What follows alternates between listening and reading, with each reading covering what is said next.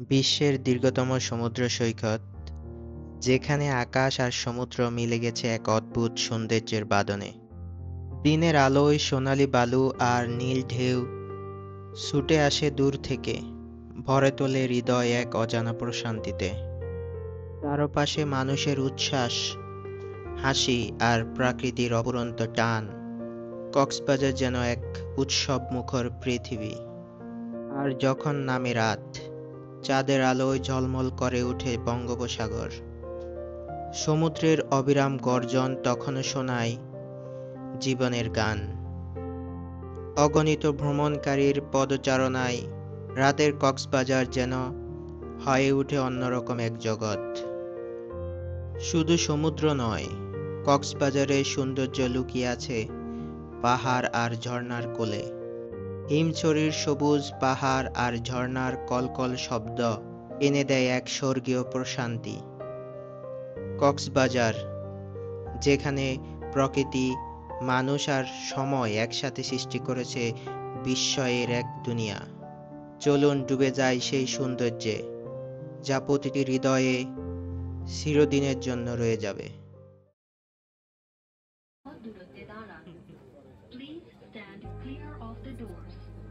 আজকের যাত্রা শুরু হচ্ছে ঢাকা শহরের ব্যস্ততম এলাকা মিরপুর 10 থেকে।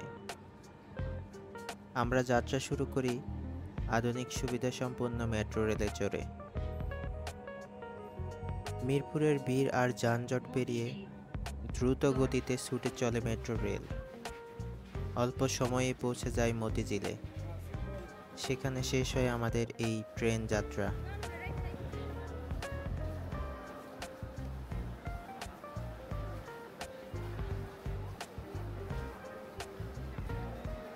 রাতের মেট্রোতেও ছিল মোটামুটি ভিড়। এখন আমরা আমাদের একক যাত্রার কার্ড জমা দিয়ে আমাদের বাস স্টেশনের দিকে যাচ্ছি।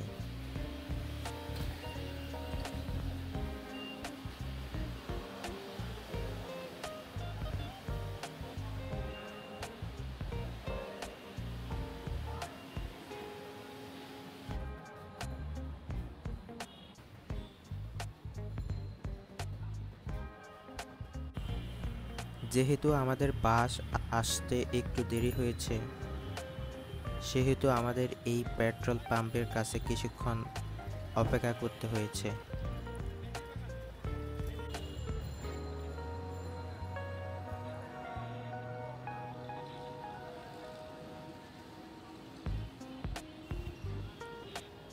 কিছুক্ষণ অপেক্ষার পরে আমাদের কাঙ্ক্ষিত বাস স্টেশনে এসে পৌঁছেছে।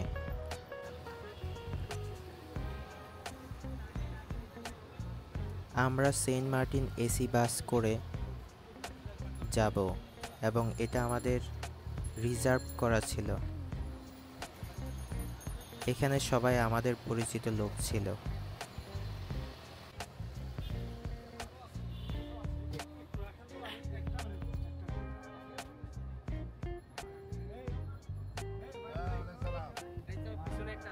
অবশেষে আমরা আমাদের সিট খুঁজে পেয়েছি এবং যাত্রার উদ্দেশ্যে রওনা দিয়েছি। আমাদের বাস মতিঝিল থেকে কক্সবাজারের উদ্দেশ্যে রওনা শুরু করেছে।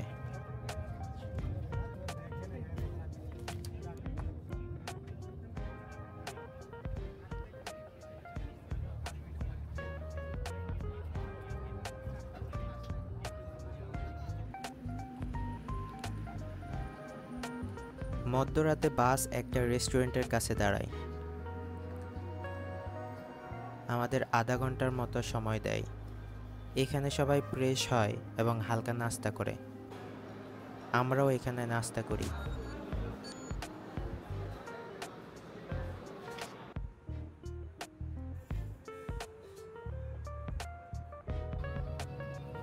এরপর বাস আবার তার গন্তব্যের উদ্দেশ্যে রওনা শুরু করে। যদি রাতের বাস জার্নির কথা বলি, এটা ছিল অসাধারণ। কারণ অন্ধকারের মধ্যে রাস্তার দুপাশে বিভিন্ন রকমের আলো ভ্রমণকে আরো সুন্দর করে তোলে।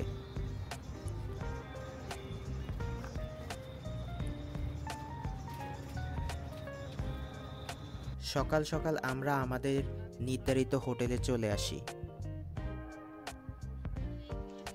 হোটেল থেকে বাহিরের দৃশ্যগুলো অসাধারণ ছিল এবং হোটেলের নিজস্ব সুইমিং পুল রয়েছে। এখানে কেউ ছবি তোলা নিয়ে ব্যস্ত এবং কেউ সুইমিং করতে ব্যস্ত ছিল।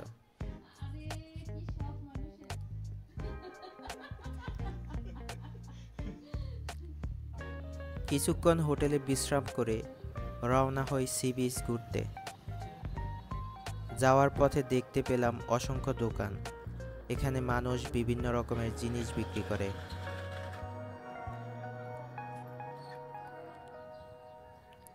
সি বিচে ঢুকতেই চোখে পড়ল অসংখ্য মানুষ।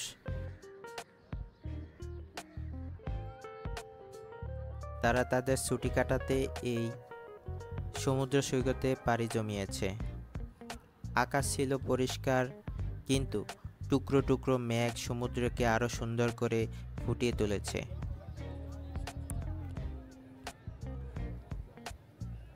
এখানে মানুষ বিশ্রামের জন্য বেঞ্চ কিনে বা বেঞ্চ ভাড়া নেয় এই সুন্দর দৃশ্য উপভোগ করতে।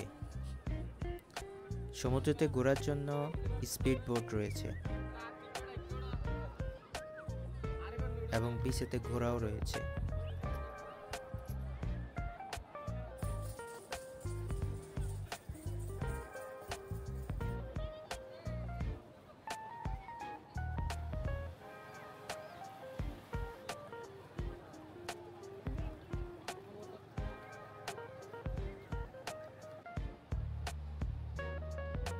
আমরা একই দিনে রাতে এসে দেখি অনেক মানুষের সমাগম। এখনো মানুষ বিচের মধ্যে হাঁটাহাঁটি করছে। পরের দিন আমরা যাত্রা শুরু করি হিমছড়ির মনোমুগ্ধকর পরিবেশ এবং ঝর্ণা দেখতে। আমাদের ছোট একটা গ্রুপ গাড়ি নিয়ে বেরিয়ে পড়ি এবং যেতে যেতে গাড়ি থেকে সমুদ্রের সৌন্দর্য উপভোগ করতে থাকি। অবশেষে আমরা পৌঁছে যাই সেই বিখ্যাত হিমছড়ির কাছে।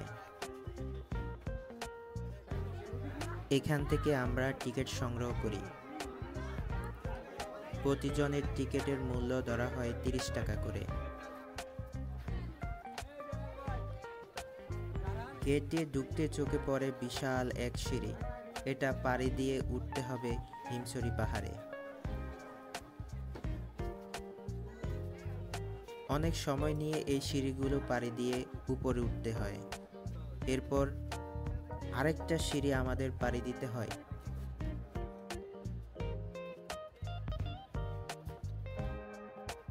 এই সিঁড়িটা আগেরটার চেয়েও অনেক লম্বা ছিল।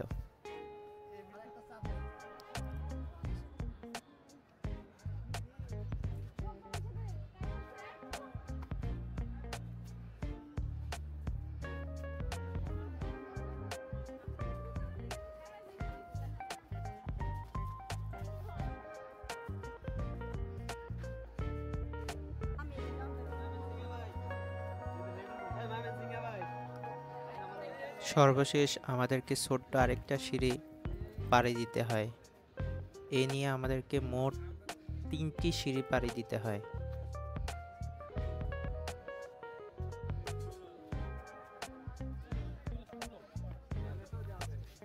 অবশেষে আমাদের কাঙ্ক্ষিত লক্ষ্যে পৌঁছাই।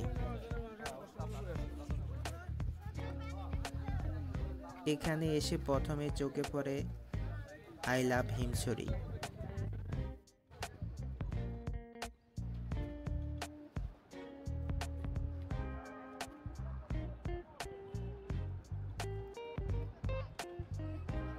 এখানে মানুষ ছবি তোলা নিয়ে ব্যস্ত।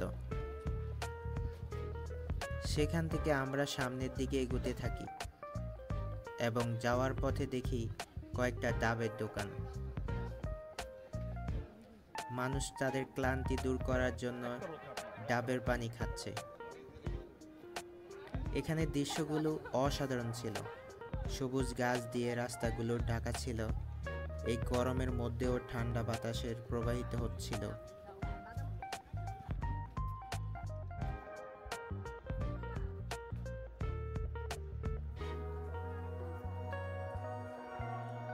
এরপর আমরা পৌঁছে যাই হিমছড়ির মূল পয়েন্টে।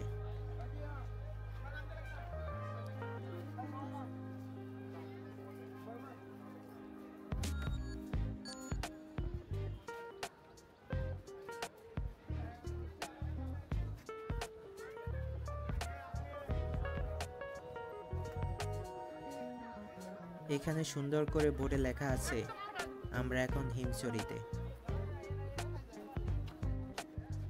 এখানে সবাই ছবি তোলাতে ব্যস্ত এবং এখান থেকে বিশাল সমুদ্র সৌন্দর্য দেখা যায়, যার কোনো কূল কিনার দেখা যায় না। যেন মহান সৃষ্টিকর্তার কি অপরূপ সৃষ্টি। গরমের মধ্যেও ঠান্ডা বাতাস মনকে শান্ত করে দিচ্ছে।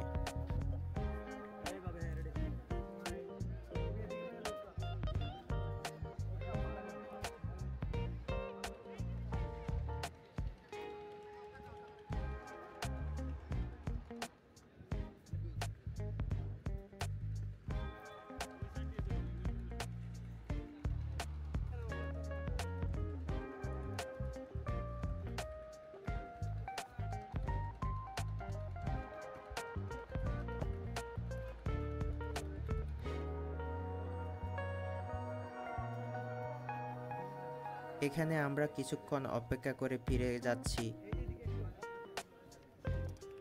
আমাদের পরবর্তী স্পটে। সেটা হলো হিমছড়ির ঝর্ণা।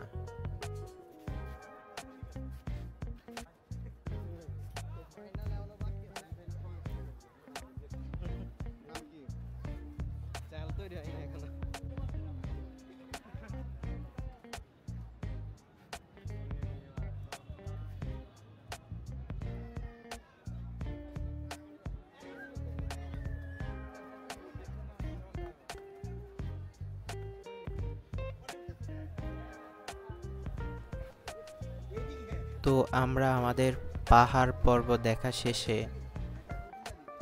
এখন আমরা যাচ্ছি হিমছড়ির একমাত্র ঝর্ণা উপভোগ করতে। যাওয়ার পথে সারি সারি দোকানের মেলা দেখতে পাই। এখানে বিভিন্ন রকমের জিনিসপত্র তারা বিক্রি করে।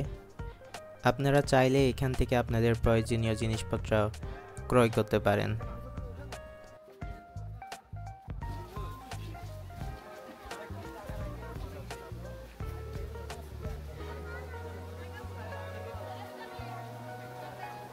এখানে ঝর্ণা দেখতে এসে মানুষ তাদের মনের আনন্দের ছবি তোলা নিয়ে ব্যস্ত।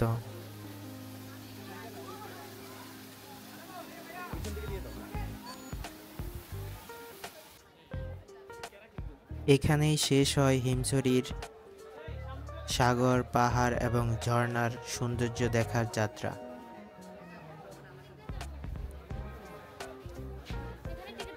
এরপর আমরা আমাদের পরবর্তী সমুদ্র পাড়ের উদ্দেশ্যে রওনা দেই।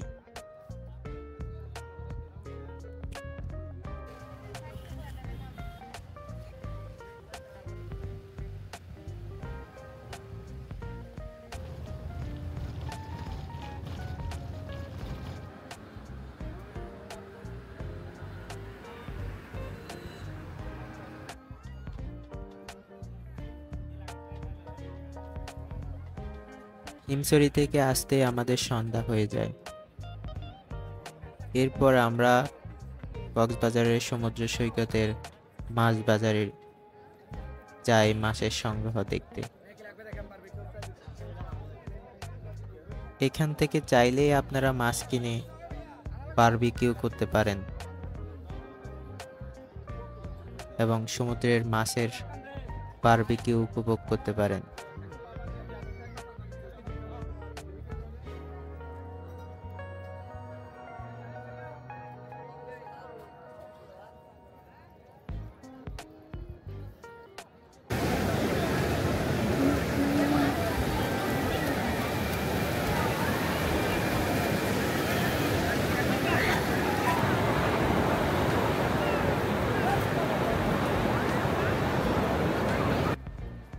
এই পর্যন্তই ছিল আমাদের কক্সবাজার ভ্রমণের অভিজ্ঞতা।